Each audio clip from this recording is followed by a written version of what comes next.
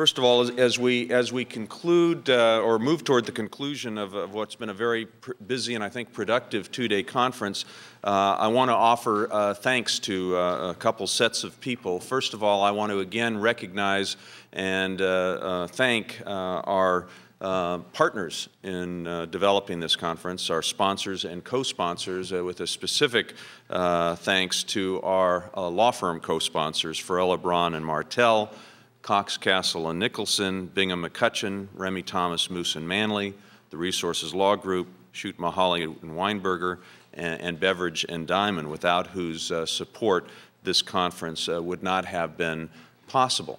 Additionally, there's a lot of work behind the scenes in this conference, and I'm sorry they're not here in the room to acknowledge this, but two of our unsung heroes are our key staffers from the California Center for Environmental Law and Policy, our administrator, Arika Sampson, and our event planner, Svetlana Dubenko, who worked tirelessly over the last several months and particularly in the last few weeks to make this conference a success. So please join me in offering them a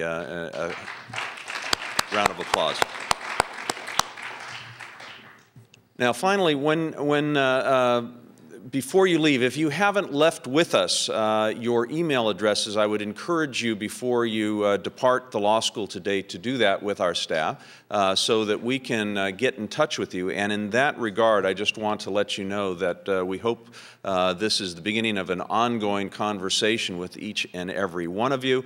On the conference website, which is going to be linked to the California Center for Environmental Law and Policy website, will be all of the presentations, the PowerPoint presentations, a number of the background papers which have been alluded to, and in addition, and in some ways most important, we hope to get your feedback as to this conference, how it could be made better, what topics we ought to pursue in the future. So we will have an electronic evaluation form on our conference website, and I would strongly encourage you to take advantage of that and provide that kind of feedback.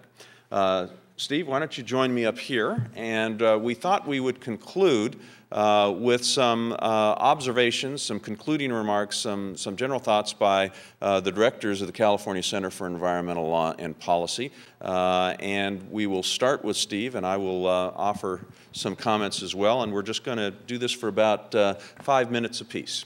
All right, Steve? Well, it's certainly been a very rich day and a half. You know, if you buy a car and you get a car that's a slightly different color than you're used to seeing before, you're attracted to it for that reason, and then you start driving around and suddenly every third car you see seems to be that color. Well, the color that I was asked to bring to the last day and a half was to look at energy-related issues that were discussed in various panels and see what I can draw, what we can perhaps draw from this and take away. You know, we're at a fairly interesting place because now, so far, we've really had some very major, bold initiatives that have been begun in California, much to the credit of state leadership and leadership of the various regulatory agencies. And the measure of our success is going to be found, I think, in identifying the challenges that we're going to have in implementing these programs and our ability to craft and implement effective solutions. And so I looked for a few different challenges that were posed by different panelists over the last day and a half. Several people, Peter Glick, Diane Grunig, Karen Douglas, Assemblyman Huffman, alluded to the energy impacts of water use and the importance of trying to reduce the embedded energy within water and to recognize the value in saving water, not only from saving the resource itself, but also from reducing the amount of energy that's been consumed. Water conveyance and treatment is one of the largest users of energy in this state, and conversely, energy development and electricity generation are among the largest users of water. So there's an important synergy that needs to be recognized here, and one of the ways this is being manifested is through changes to the strategies that the energy utilities are using with their energy efficiency programs, and trying to explore the the value of trying to throw into the energy efficiency mix water conservation strategies. Where's the challenge? The challenge is largely in coming up with a meaningful way to identify exactly what the energy is that's being saved when you're saving water. Water has different characteristics in different parts of the state, and Assemblyman Huffman talked about the importance of trying to reduce the amount of pumping that's occurring on the state water project. There's a very valid question as to how much water you'd ever have to save to get to a point where you'd actually reduce any of the pumping on that project. These are important questions that I think need to be pursued. Very quickly, Steve Chu talked about conflicting incentives involved in energy efficiency efforts. Landlords and tenants having different incentives depending on who's going to pay the bill. Building industry not having an incentive to want to put that extra $50 into insulation into an attic because it's going to be affecting the sales price for the house. The will of the legislature. In Congress, the production tax credit, which is so important to the development of the wind industry, for instance, was recently voted on in the Senate for a one-year extension. We go beyond the end of 2008 and get to the end of 2009. That's good news that Congress would be willing to try to do that. The House still has to chime in on this. The bad news is that a one-year extension is not going to do a tremendous amount to increase the number of wind turbines or wind parks that are going to be developed in the short term. Congress has its own internal incentive conflicts between showing its support for renewable energy development and wanting to protect the bottom line, or at least the apparent bottom line in terms of the costs underlying a bill. When the production tax credit would be, if it were extended for 10 years instead of one, the bill would look a lot more expensive. So Congress keeps doing this 1 year at a time. Michael Hanneman talked about limitations on cap and trade, the potential for cap and trade to stifle innovation. Diana Grunick talked about more broadly the importance of making sure that energy efficiency savings are real, finding ways to measure them and to confirm that they're going to be long-lasting. In terms of solutions for dealing with some of these challenges, Tony Brunello indirectly suggested a rather perverse solution. He talked about the fact that SFO and the Oakland airport might wind up underwater. And if that were to occur, you might have a lot less jet fuel being consumed, but it's not the most elegant solution. Steve Chu talked about the fact that solutions are not just technological, that law and policy are critical aspects to what we need to be examining. Michael Hanneman talked about the growing importance of regulation through the energy efficiency programs, renewable portfolio standards, the California Solar Initiative, and also appliance and building standards. And Nico Van Alstyne talked about workshops, the fact that there's a tremendous amount of public participation opportunity that's being created while we're developing these rules. Well, what does that mean in terms of a law school like this and in our center? I think that it underscores the importance of skilled intervention in these various regulatory forums. We're not just dealing with 30,000-foot problems at this point. We're dealing with the nuts and bolts that are going to make all the difference in terms of whether these programs actually have an effect on the environment, which underscores, of course, the need for trained lawyers, and we're trying to develop the kind of curriculum offerings here that would move us in that direction. And I think it also underscores the importance of comprehensive, vigilant oversight. We have such an array of agencies that are involved in these programs in California, and I think there's a need for a neutral but well-informed entity that's going to be trying to look at the overall effect of what's going on at these programs and suggest ways to improve them. That's something I think we're going to try our best to develop through the center here, and we really look forward to working with all of you in terms of trying to make that process successful. Great. Thank you, Steve. Well, let me offer some thoughts, and since we're on a university campus and in a law school, we think about, particularly this time of year, the students will tell us where we think about exams and grades. So I've been thinking a little bit about that over the last couple days in terms of assessing our progress as a state in these various environmental issues that we confront, and listening to the presentations and hopefully learning from the presentations that we've heard. And I've got to say, that some of what we've heard, I think, is very encouraging. I think underscores how California has really successfully been a national and international leader. And at the top of that list are our energy policies. As we heard yesterday from our energy panel, and very inspiring talk from Dr. Chu this morning, I think some of the leadership that California has shown going back over 30 years to the enactment of the Warren-Alquist Act and many reforms in terms of building and appliance efficiency standards, energy conservation standards, energy forecasting, really quite positive. And while there's a great deal to be done on the energy front, as again we have learned, I feel very confident about that. So I would give a solid A to the state of California in its energy leadership. And in the issue of climate change generally, it's stating a truism that California is the national and international leader, and while the problems that are being faced by the Air Resources Board, by the Resources Agency, by local government in that regard, and addressing to the myriad challenges of climate change, be they on the mitigation or adaptation side of the ledger, those challenges are daunting, but nonetheless, I guess we can take some small or perverse comfort in the fact that we are thinking more deeply and more progressively about those ideas than virtually anywhere else. So probably a B+ on that front, or maybe an incomplete is the best grade there because so much remains to be done.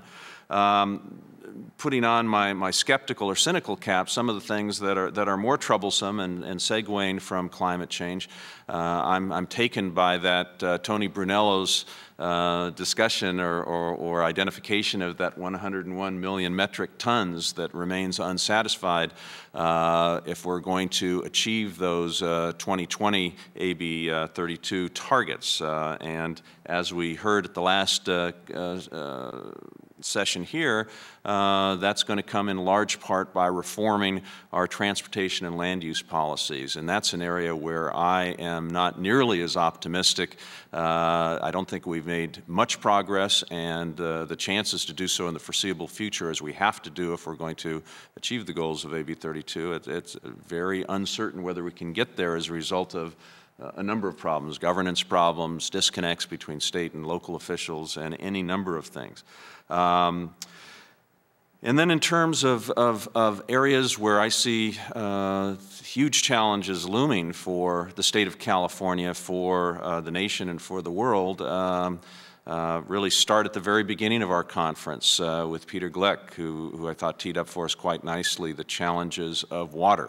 As difficult as the energy-related challenges we have, I personally believe that exacerbated by the effects of climate change are water supply issues, whether it's an objective shortage of water or an allocation problem, as Dr. Glick suggests, are going to be enormously difficult. And as he indicated, as intractable as they seem here in California and the American West, if you look to other parts of the globe, the question is not who's going to get the water, but when the spigot is turned on in sub-Saharan Africa, whether there's going to be any water at all to stave off famine and public health calamities, huge problems. And then finally, a point that was discussed in one of our panels, one of our breakout panels, just the fate of our oceans and the stress that they're facing. I think, again, tied to climate change, as all of these issues ultimately are, but the issue of the fate and current status of our oceans is one of the underreported and underrecognized stories, and is going to be one of the great challenges for environmental leaders and scholars nationwide. Why don't I stop there?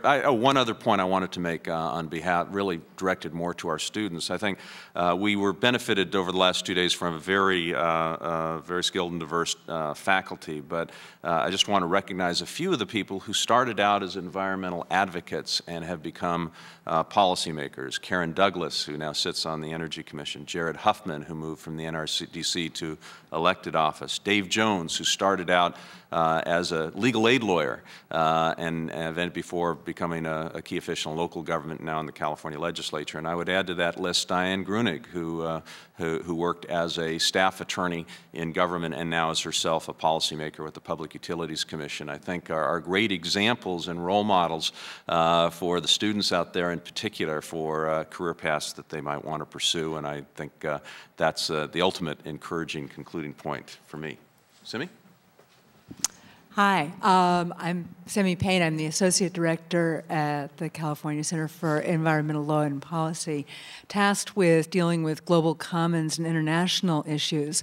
I think maybe I'll adjust my comments a little bit in light of the fact that some of the key points of the problems and challenges and California's performance have already been touched on, and focus really on what does it mean when you're in California to be doing international law, or if you're a California lawyer, what's your relationship to the rest of the planet? Sometimes I think being in such a large, powerful state, one can lose sight, and you know, that cartoon, I know the cartoon being an East Coast person, you're in New York and, you know, all you see is the big buildings of New York and then the rest of the country is tiny in perspective. I think in California, we can sometimes be that way. But what we have here, from a global perspective, is on the one hand, a fantastic laboratory with a large agricultural sector, but a large technology sector, with beautiful landscapes, with affluent people, with a great ocean, with poor people who have challenges that in some ways are comparable to developing countries. We have many, many opportunities to test our ability to govern well. And I think we do have to bear in mind that, as Peter Glick said, our problems are easier. We are relatively water-rich. As Steve Chu noted, we are intelligence-rich. 55 Nobel laureates, that's enormous. You know, we have the ability to tackle these problems and try out solutions, and that is something that we both have exchanges with colleagues to learn more from them and to share with them what we learn. That's important to maintain. And I think I would urge, in the academic environment, that is as natural as breathing. We have visiting scholars from all over the world who we have the opportunity to work with here. We have collaborative programs with the European Union, with Africa, with China. But I would urge those of you who are in state government or in private practice to also seek out those opportunities and share and learn with colleagues from other parts of the world. I'd also say that California shares a number of its resources with the rest of the world. Clearly true with atmosphere and ocean resources. It's also true with water resources. We didn't talk about the Colorado River too much in the last couple of days, but that's a body of water that we share with many others. And I think California can do somewhat better in its engagement in those issues, to recognize that the resources don't stop at the border. On the positive side of the balance, California's role in climate change has been very well fitted to the progress of that issue at both the national and international level. And at the United Nations conference in December on climate change, the California delegation was really heralded and lionized for the work that's being done in this state. We can also see particularly from the kinds of examples that Ann Carlson, for example, drew our attention to, of the tremendous challenge that it's going to be. And as Tony Brunello showed us the metric of how much we have to achieve, I think it makes these points that can become great abstractions when you're talking about it in an international negotiation become quite concrete, and we can recognize that there are specific steps that we are going to have to take to reach our climate goals, for example. Finally, The last couple of things I'd like to mention is I think that there are two challenges that I've heard a number of people mention in different ways at different panels. One is the need to adapt governance tools to changing physical environment, and Jeff Mount just made that point very forcefully with respect to the Sacramento-San Joaquin Delta. Catherine Mingering, Joel Reynolds, and Drew Bohan invoked the scientific uncertainty and the need for the use of the precautionary principle yesterday in the oceans panel in that context. That is a challenge that is a global challenge, and if California can figure out a way with our intelligence and our opportunities to mobilize resources, we can really make an enormous contribution to global environmental governance. Thank you very much.